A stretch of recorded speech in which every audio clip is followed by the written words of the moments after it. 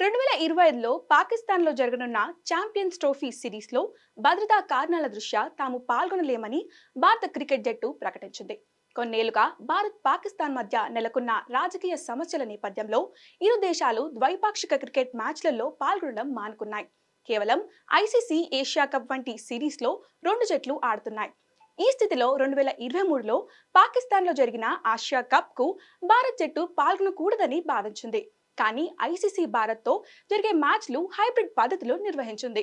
ఆ తర్వాత భారత్లో జరుగుతున్న 50 ఓవర్ల ప్రపంచ కప్ క్రికెట్ సిరీస్కు తాము రాలేకపోయామని, ఆ తర్వాత వచ్చి ఆడటం తప్ప మరో మార్గం లేదని పాకిస్తాన్ చెప్పింది. ఈ స్థితిలో పాక్ జట్టు భారత్కు రావడంతో భారత్ కూడా తిరిగి పాకిస్తాన్కు వెళ్తుందని అంతా భావించారు. అయితే అప్పుడే ఒక ట్విస్ట్ చోటు చేసుకుంది.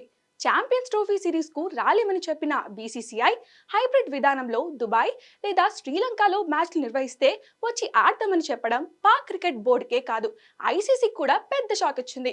ఈ నేపథ్యంలో పాకిస్తాన్ క్రికెట్ బోర్డు కూడా స్పందించింది. 2026 టీ20 వరల్డ్ కప్ ను భారత్ లో నిర్వహించాల్సి ఉందని, ఆ సిరీస్ కు తాము రావడం లేదని ప్రకటించింది.